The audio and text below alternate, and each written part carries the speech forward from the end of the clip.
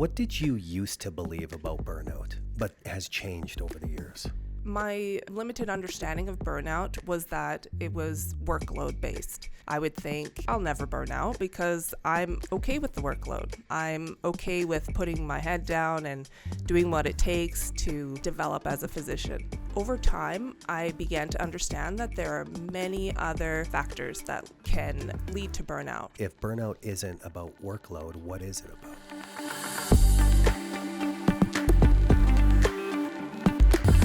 Let's talk about burnout. What's the personal scar tissue you have that makes this topic real? So what I immediately think of when you mention scar tissue is experiencing the contagion of burnout in my profession in healthcare. A particular event that I recall is when, during my training, we had a physician come in. He's supposed to give us our lesson for the day, and we were all eager to learn in this industry, in emergency medicine. We were all on the edge of our seat, really. And he came in and he looked us all, clear in the eye, and he said, "Get out while you still can." And we're sitting there, confused, waiting for the punchline, but nothing came. He was dead serious that all of us should leave medicine and essentially choose any other career. He said nurse practitioner, nursing, healthcare aide, anything except for medicine. And that really struck me. At that moment, I knew there was something wrong, and I became obsessed essentially with figuring out why and what drove this physician to say that and be so convinced by it. And what were some of the reasons why? He actually didn't go into why. He didn't necessarily explain what affected him in that, in his career, but he did touch on some of the nuances where, all of the responsibility falls on the physician. He touched on the fact that, other people can make mistakes except for the physician. And that was one point that really stuck with me from what he explained during his essentially his educational session that day. That it's unforgiving? Essentially, it's unforgiving, and it's an industry where the values are skewed. Physicians, they have a value to protect their patients, to care for their patients, and to do their best. But from the industry perspective, there's someone who's going to be culpable regardless. And I think that he realized it falls upon the physician. Just that tension between caring and serving and the liabilities. Is that right? Yeah, I think that touches upon it. Give us an idea. The last decade and a half, what's your journey been that has really positioned you to dive into and share your perspectives on burnout? So my journey over the past decade has been within medicine, training in various countries, Canada, the US, UK, really being ingrained in healthcare and understanding it from that perspective, working in different healthcare systems. But not only working in the healthcare system, but also observing that burnout is a global construct. It affects people regardless of your border, your background, and even whatever boardroom you're in. Industry-wide, it can be quite prevalent, not just healthcare, but any helping profession, any business. It's something that's quite pervasive. And so I really pride myself in becoming obsessed with why. Really taking that initiative to understand, what does the research show? How can you help people overcome this prevalent syndrome and improve their lives in their careers? And, regardless of your career, I think it's important to love what you do and do it to the best of your ability.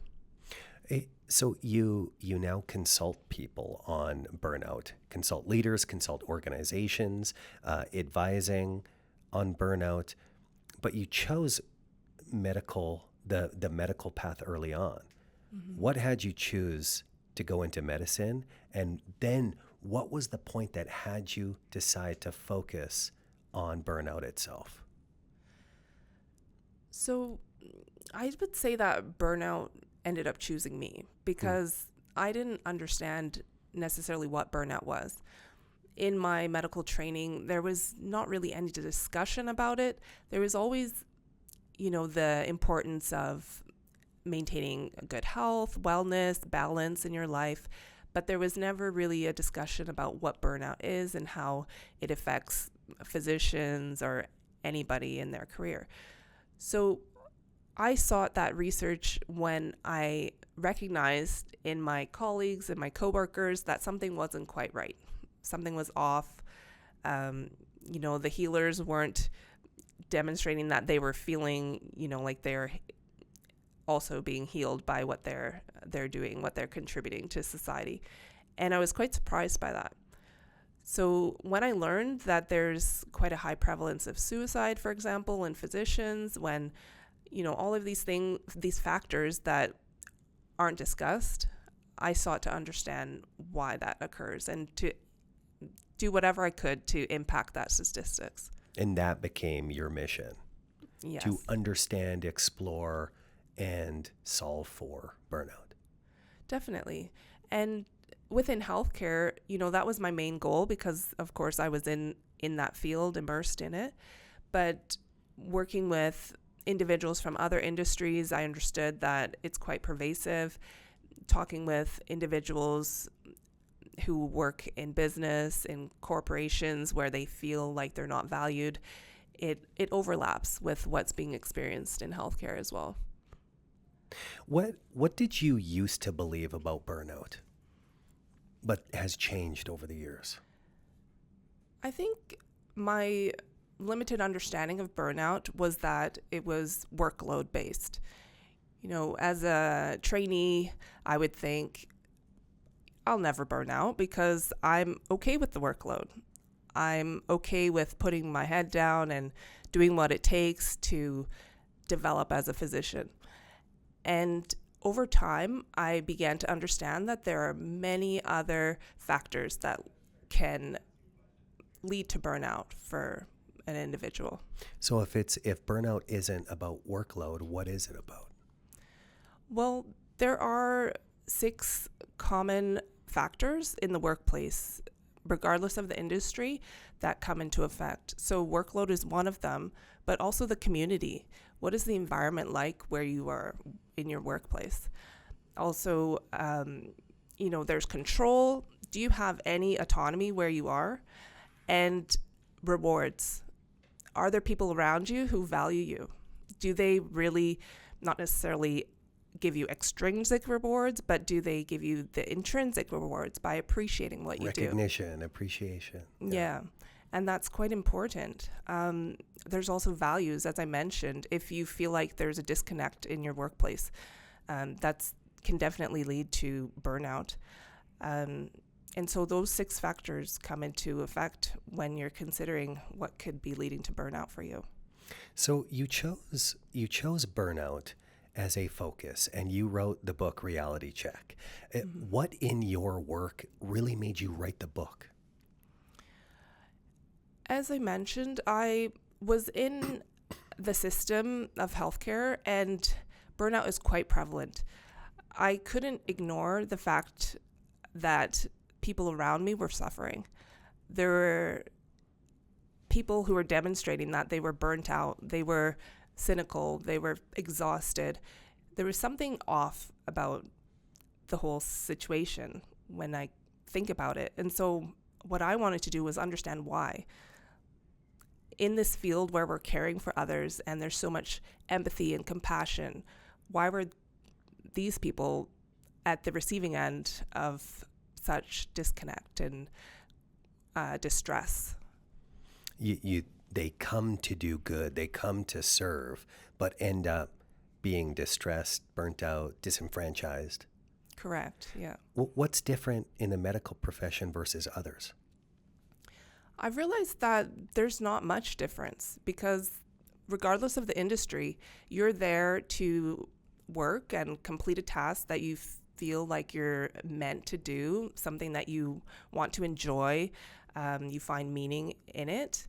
And I think burnout can happen to anybody in any industry. And the evidence has shown that to be true, regardless of the field you're working in. What have you found when it comes to compensation and burnout? Mm-hmm.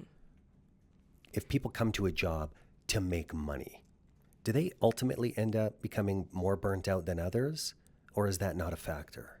That's a good question. Looking at nursing, what was found is that what came into effect was not just the monetary rewards, it was the fairness behind those monetary rewards. So that's another factor that I meant to mention in terms of the 6 workplace areas that affect burnout is fairness. So if someone's working in a position where they feel like they are going over and above, what they are being compensated for, and they're rewarded for that, then it balances out. But if they are feeling like their compensation is not being fairly met, even if they are receiving some sort of stipend, that doesn't improve their burnout. It doesn't compensate for burnout. So fairness is an important factor. Is that not part of the human condition though, to feel like you're underpaid, that you should be getting more compensation than you are? Because I think it's a hard thing to imagine someone going, hold off on the raises. I feel like I'm compensated enough. Well, that's actually quite interesting because there was a study within nursing that showed that if a nurse was offered, a higher pay raise, but their quality of work, the workplace was so toxic, or the culture was one where they didn't feel valued, they wouldn't take that pay raise. It wouldn't lead to them staying in that environment. So there's a balance there where monetary reward does not negate a toxic workplace. Yeah, help me create the optimal conditions to deliver my service, my art. Mm-hmm. Because higher compensation and a poor environment isn't going to make it better. That's true. Who in your life have you watched burn out while you knew exactly what was happening and you didn't intervene? Well, I think the key point there is not intervening, because I would say that if I knew what was happening, then I would intervene. It's just my nature. If I understand what's causing someone's distress, then I'm going to, gently discuss it with them. I would say there have been times during my training where I wouldn't recognize that it was burnout taking place. Students become distressed, they have a high workload, but you don't necessarily go into depth about how is your relationships, how are your support systems, things that do affect burnout that you may not necessarily consider in those moments. We've dove into a discussion about burnout without really defining it. What does burnout mean to you? What's the definition? So burnout is an occupational syndrome. So it is tied to your workplace. And what can occur is that you develop an emotional exhaustion. You feel physically and emotionally exhausted, and that can lead to feelings of cynicism, also called depersonalization. And last but not least, you also do not feel like you're personally accomplished, like you're having any efficacy in your role. So then what would be the difference between burnout and depression? So depression is more all-encompassing. It doesn't affect only your workplace, or it doesn't affect you when you're only at work, for example. Depression is a medical diagnosis where there's certain criteria that must be met for at least 2 weeks, for example. And that once those criteria are met, then you can be diagnosed with major depressive disorder, for example.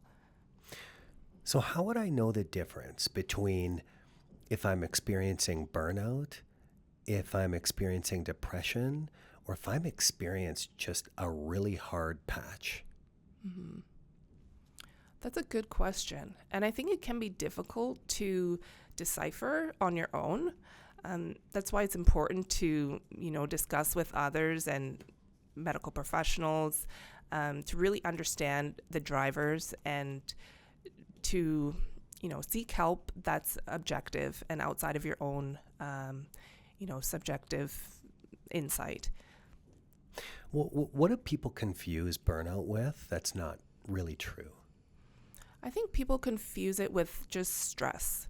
So you can be stressed, in your work, and it can be something that comes for a season and time. Maybe you have a project that's quite heavy. You're stressed about it, but then it dissipates and you go back to your normal routine. With burnout, it's a chronic stress that doesn't alleviate. It's always there, and it's not something that is necessarily fleeting. Is stress bad? On a personal level, I would say that stress is not bad. Stress is something that puts us in a heightened state. We can focus, or at least some people can focus more if they have a little bit of stress. They're not in a frame of mind where, they're just relaxed. Stress can have its advantages. Mm-hmm. Yeah, because there are two types of stress that we like to invite leaders to explore. Eustress is something very purposeful on the path of pursuing something that's important. And then distress, when we're perceiving something to be harmful. So curious what you found in people's perception and the role that it has when it comes to burnout. I think perception is an important factor. Self-awareness and realizing or recognizing what can be overly stressful for you or what are areas that you can manage and when you need to seek help. So without any form of self-awareness, then you wouldn't be able to decipher or to seek help when you may need help. There's something I found in preparing for this that I want to read and get your perspective on. Desert monks of the 4th century, they called burnout acedia, which is what they called the noonday demon. They identified the collapse of meaning years before we coined the word burnout. So burnout as a collapse of meaning in how I show up in my world. So it's the language of burnout is relatively modern, but it seems like the experience has been something rooted since the 4th century and possibly before that. That's quite interesting because I think meaning is definitely a factor that can impact burnout. A well-known psychologist, Abraham Maslow, he came up with the hierarchy of needs, and at that pinnacle is self-actualization. Mm-hmm.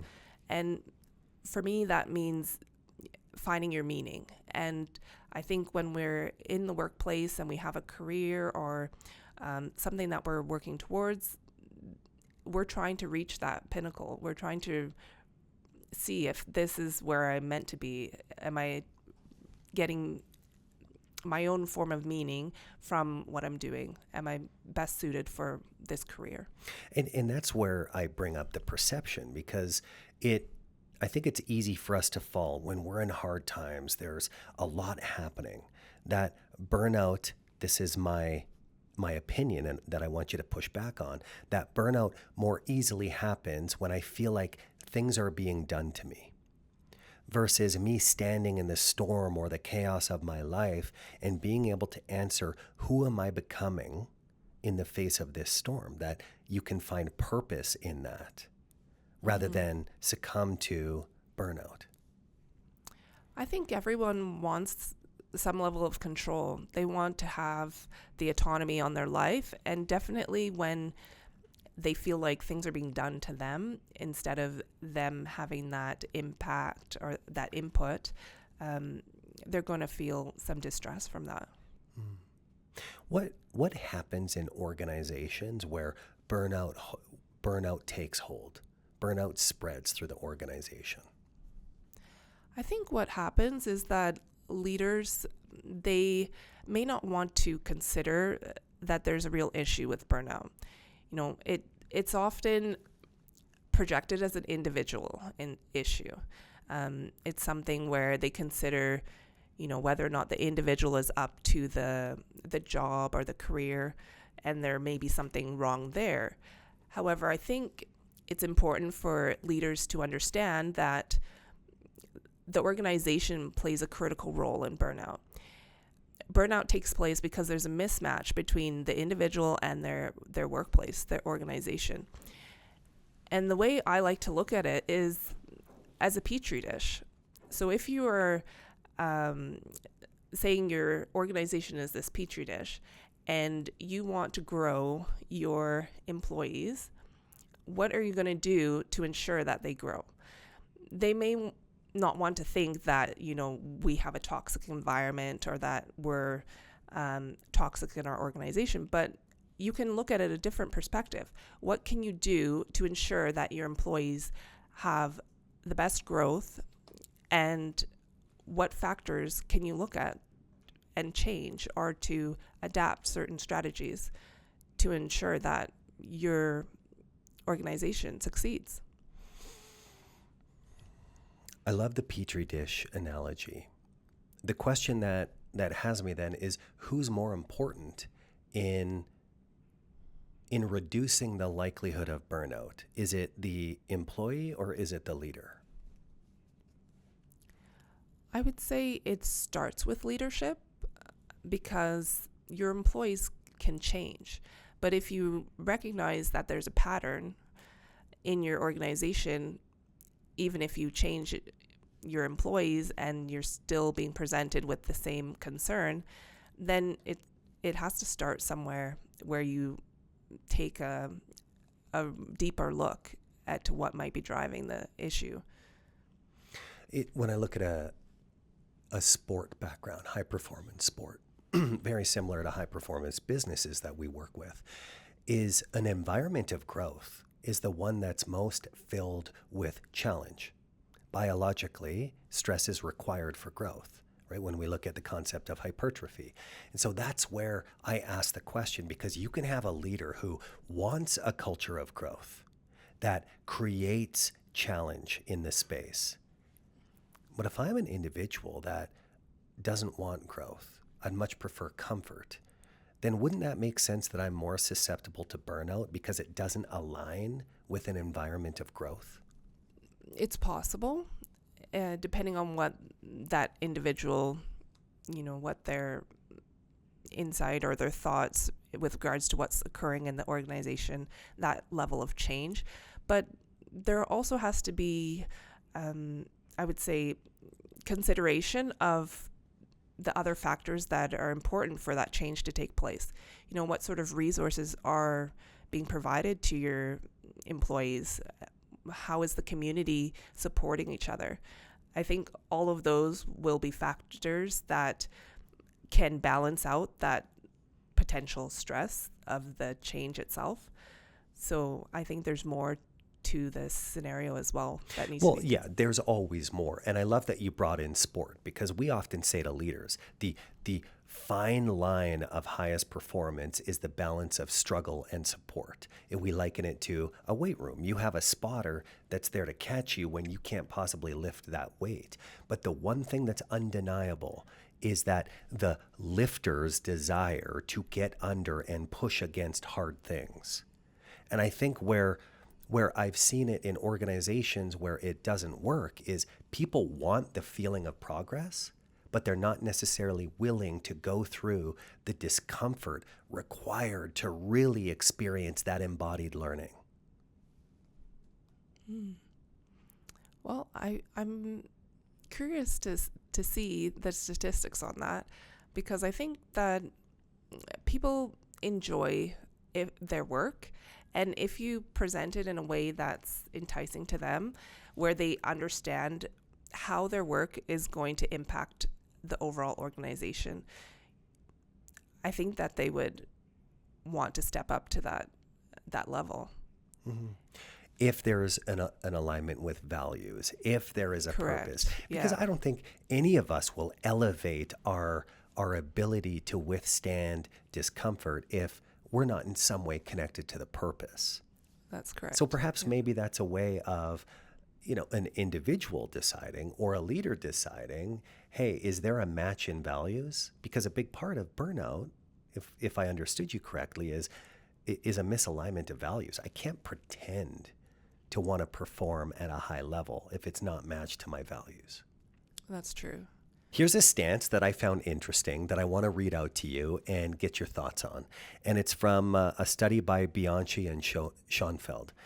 Here's the research. In the Journal of Affective Disorders, published in 2022, it argues what we call burnout is on close measurement indistinguishable from occupational depression. The softer label is letting organizations avoid medicalizing what's happening to their best people. Where would you push back on that? I think it's interesting whether or not burnout is considered a medical diagnosis. Because, for example, in Europe, there are some countries that consider it as a medical diagnosis.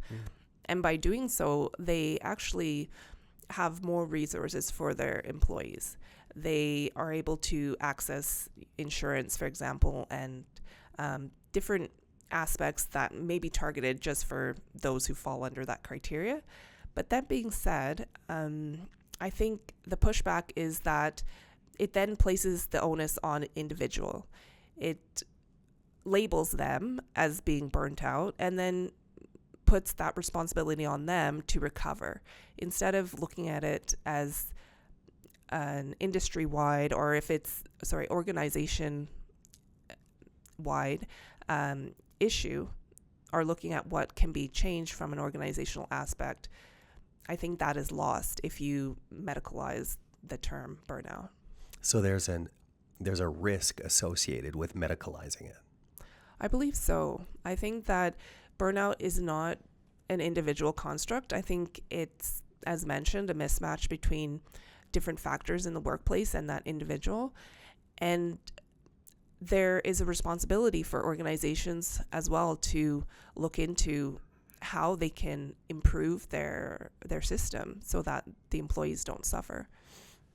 What I imagine is if you have somebody who's a high performer and you medicalize burnout, then they will never touch that until it breaks them, right? They will avoid that because True. of the stigma of medicalizing something.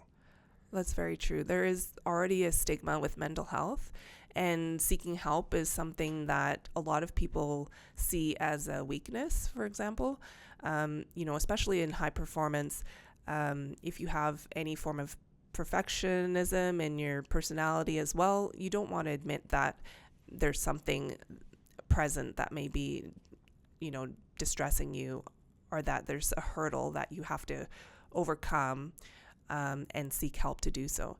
So there's definitely some stigma there, and I think it would bring greater stigma if it was a medicalized term. Well, I'll be honest. I used to judge this term of burnout. I didn't understand it. For me, it was you always put the work in, the pursuit, the chase. It's just a part of what we do. But I think that the closest thing I've come to burnout or depression was last summer, leading into last summer, where I was on fumes getting into the summer, emotionally exhausted, a lot of questions around what am I doing, maybe a disconnect to purpose. But how do I know? Was that depression? Was that burnout? Was that just a point of fatigue? That's a good point. And I think, the time frame, how long did that last for you? Like, was it dependent on work? Was it also in various aspects of your life? There's a lot of factors that come into distinguish depression from burnout. And so I think it's difficult to necessarily give one definition where someone could say, okay, this means that it wasn't depression, or this means that it was. So it's very important to get objective feedback from a healthcare professional if you're in that situation. You know, as you say that, there's something I've read. Ross, you might know this, the ultra marathoner. She's an incredible ultra marathoner, and there's something that she said that I'd written in a newsletter quite a while ago. But her statement was, there's no such thing as overtraining. There's just under resting. What do you think of that? That's a good point. But when I think about sport and she says there's no such thing as overtraining, I feel like there is a point, because, usually if you're with a trainer, they map out what they want you to do in, for example, that day. They're not going to put in everything that they want you to work on, every system to do it on the same day. So there's a reason behind that. And so I think that you can overtrain. It's important to rest, of course, but you want to focus your training when you do it. Well, and I think that the difference is, in sport, you're training for a very specific point in time to be at your peak. In work, I think leaders expect their team to be at their peak all the time. You're not training for a competition 2 months down the line. I want your best work today. I want you to meet that objective sooner, which means that there's more seduction, more pressure to be on outside of the work hours, to be touching your email, working on things, thinking on things in order to achieve these objectives. So in many ways, being a professional is much more relentless than something as running an ultra marathon. No offense, Ross. Ross is a marathoner. I gave that up. Too hard. I think that's very true. And you mentioned, like, as a professional, there's a lot of, pressure that's placed on your work, that they want you at your best 24/7.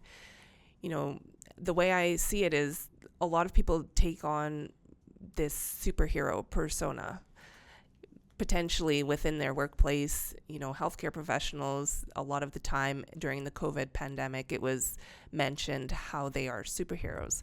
And there are two sides to that. The negative aspect is that you never see superheroes taking breaks. Yeah. And as a human, we have to take rest. We need breaks, especially with high stress scenarios.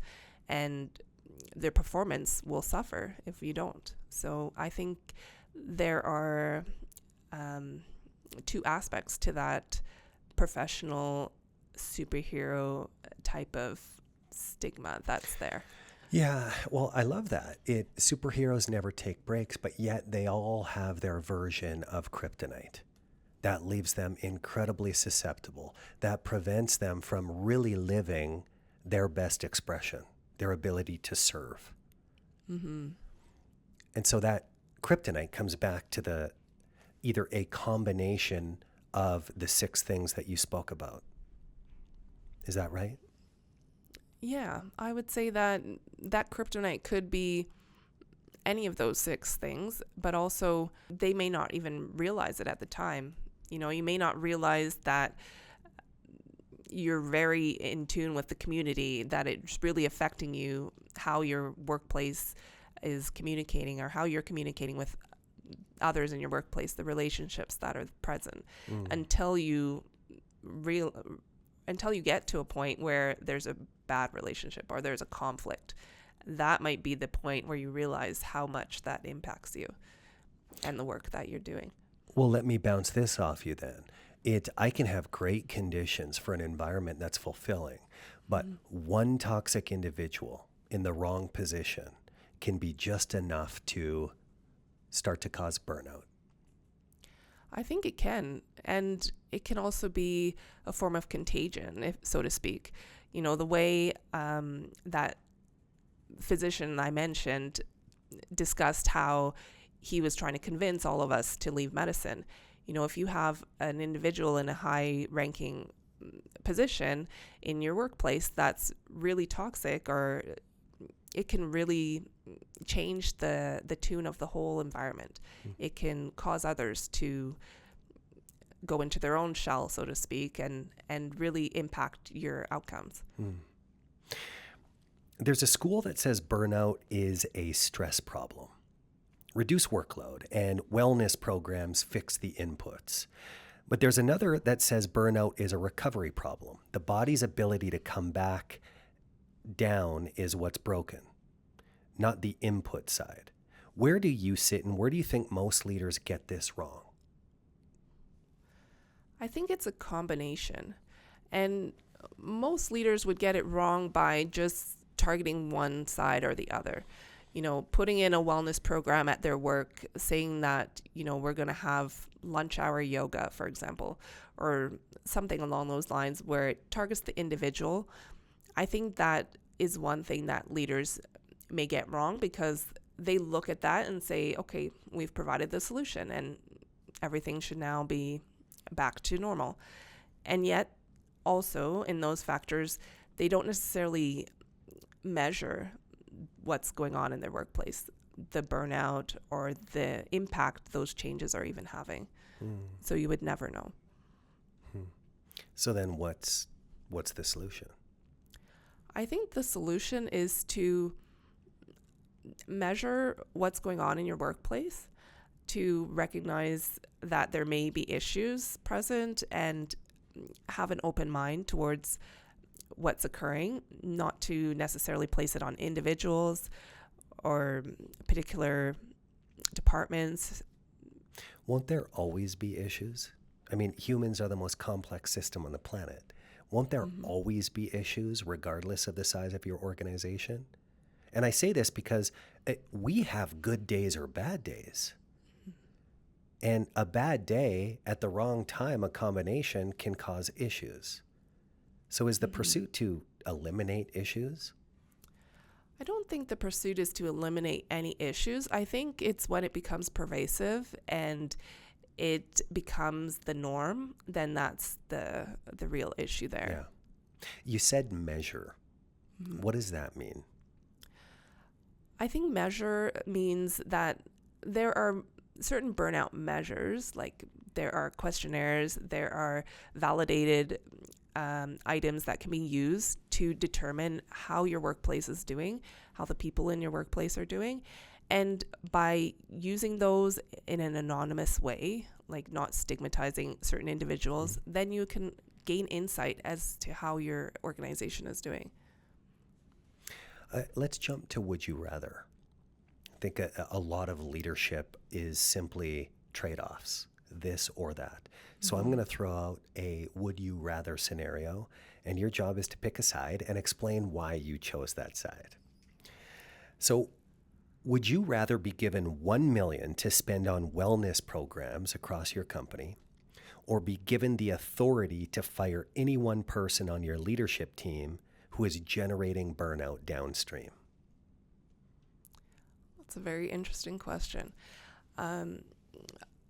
I think my gut is telling me that I would rather have the 1 million to invest in wellness, because wellness is diverse. It could mean anything, where it could be, that person who potentially you're saying is driving burnout. I can use some of that money to educate them on what sort of factors might be leading to their contribution to burnout. So educating them.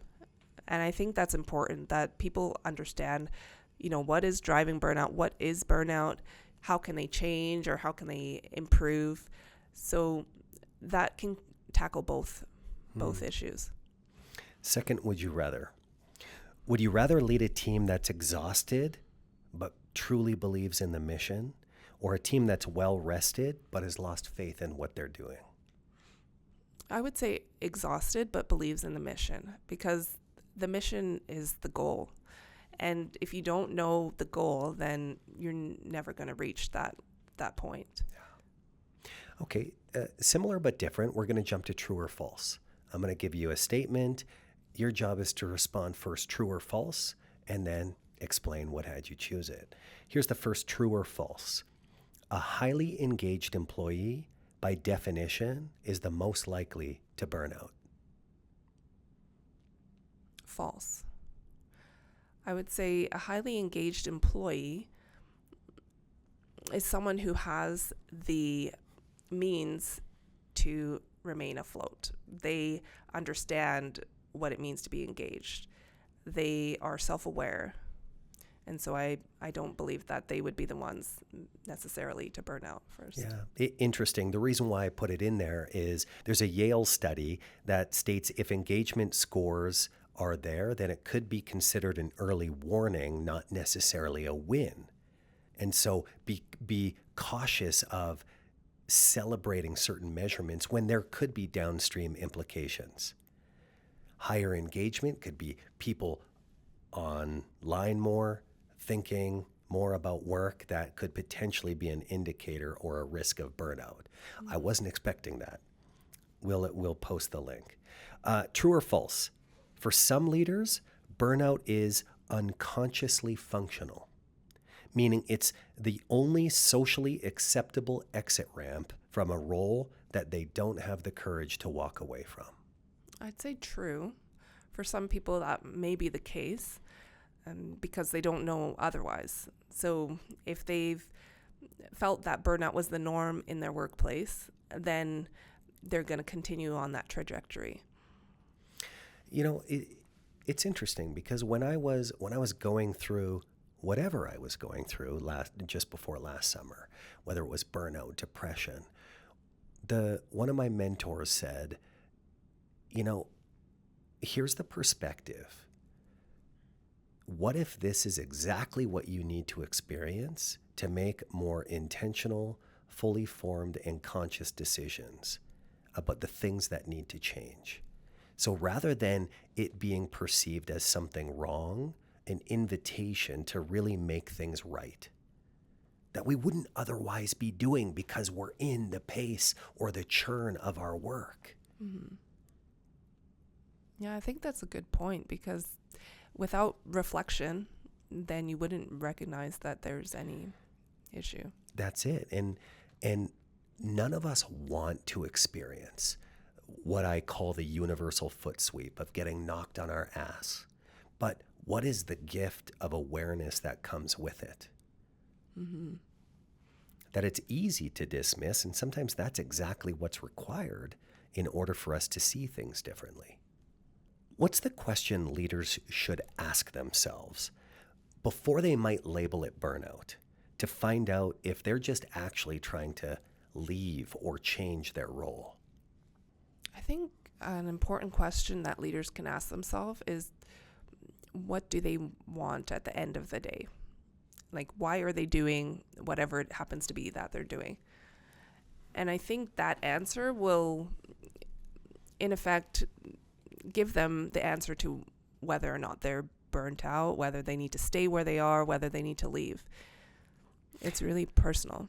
Yeah, and I'm going to build on that because if you're a listener right now and you're thinking, I don't even know what I want, then perhaps starting on the flip side of that, what do I know for sure that I don't want?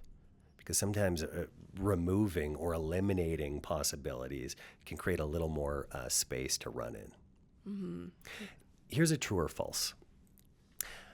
True or false? I'm a high achiever.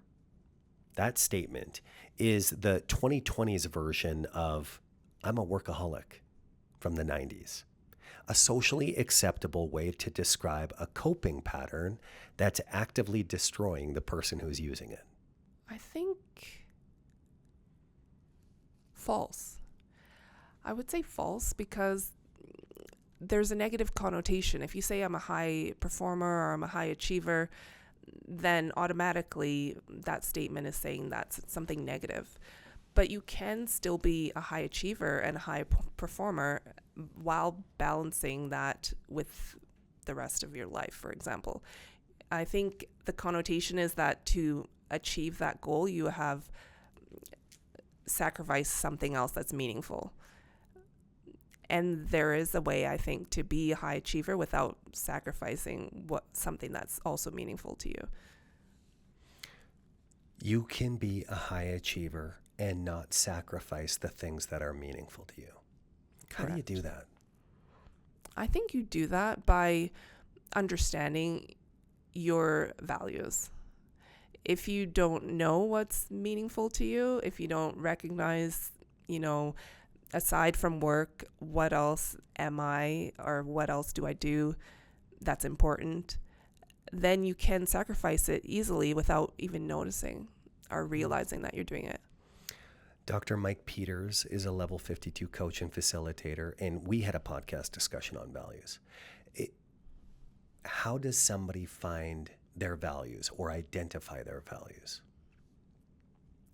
Well, it's common that you spend the most time in whatever you're interested in the most. I think the notion is that where you spend your time, where your calendar looks like, what your finances look like, if you look back at where you're spending your money, your time, those are the things you value. Yeah, we call that the values forensics test. Mm-hmm. Exactly. If somebody's wondering, am I experiencing burnout? What's the worst advice that they could get? Just to keep going. Push through it? Yeah. Don't worry about it. Just keep doing what you're doing. I think if you're questioning it, then it means that there may need to be a change. You may need to not necessarily change, but there's something that's off. And I think when you start questioning it, you recognize that something's off, but you may not know what it is yet. So I think it's important to reflect and develop an understanding as to what it is. Yeah, that question, anytime there's a conflict internally, inside your system, internally, inside the walls, a question then to consider that comes to mind is, what is wanting to be different? Because we find ourselves just continuing to do the same things, but when there's that conflict, that internal chaos, what is wanting to be different? That perhaps can illuminate the correct path rather than have burnout take hold. Right. When does burnout, talking about burnout inside the organization, inside your team, when does it risk becoming ineffective? I think anything can become ineffective when it's just talk. It's just a discussion and then nothing comes out of it. Because you often hear about organizations who may give a survey and they may measure their burnout, but then the reflection of the employees is that nothing changes. So that's a key factor. If you're just discussing burnout, but then not making the necessary changes or the necessary implementations to improve things, then that's not going to be effective. If I'm listening or watching this and I'm wondering, am I experiencing burnout? What's the most common first visible sign that you might be teetering on burnout? I think when you consider the three factors that make up burnout, often emotional exhaustion is the first one that people will notice, but I would say that that's not all that burnout is. So it usually propagates to include like cynicism, and when you no longer feel like what you're doing matters or makes a difference. And then it along that trajectory, it continues on to whether or not you feel like you're accomplishing anything in your role. So I think the three factors are important. They would give you some insight as to what you're experiencing, because sometimes you can become exhausted, but that may be due to, the project you're doing or the workload, for example. And that may not indicate that you're burnt out. If I'm showing signs of burnout and I want to get back to a level of performance, a level of engagement, what are some of the simplest steps I can take? An important step is self-reflection. So understanding how you got to that point is key to be able to backtrack to where you want to be. So if you recognize that what played into that was a disconnect with values, or if the community you're involved with, is it just the workload? There are things that you can discuss at work with your organization, your leaders, once you've recognized kind of what is contributing.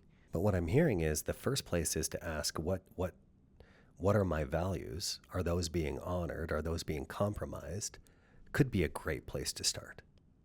I think that's a good place to start. And then, going through those 6 areas of work life, taking an inventory of each one and seeing if there are pain points there. You may not realize that it's something to do with rewards, or is something intrinsic. You don't feel like you're being valued at work.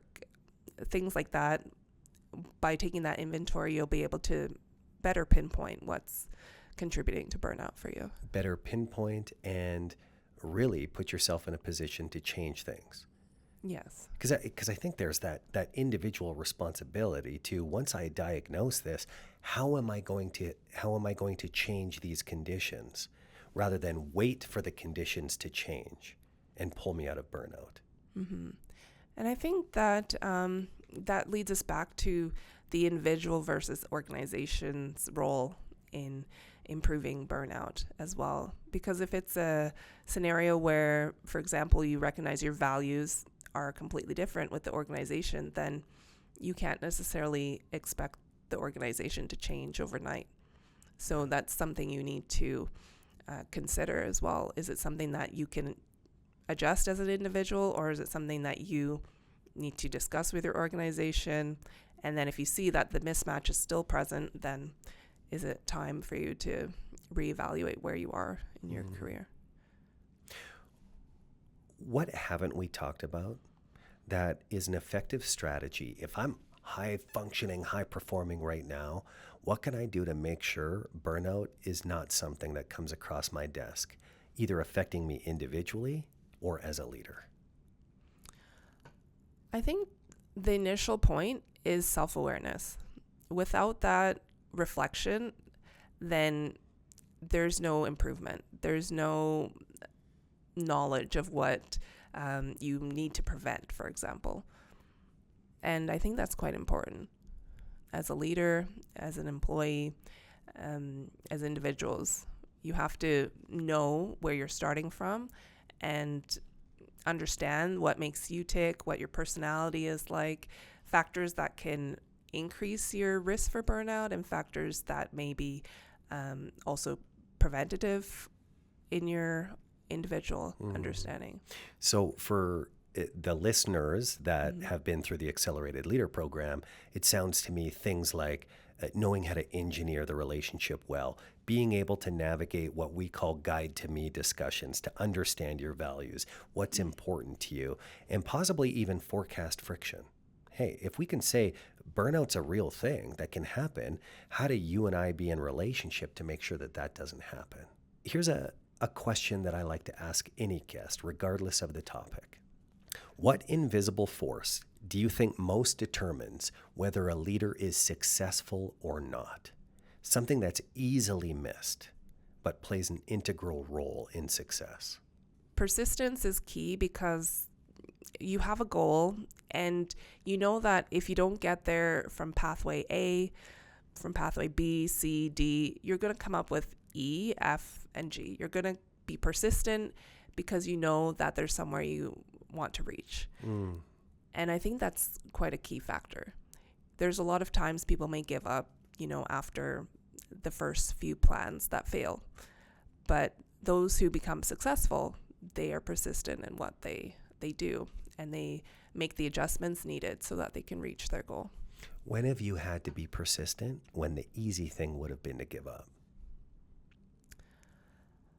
I think medicine for sure is an area where you have to be persistent, because there are areas you want to get to. You apply to each of them.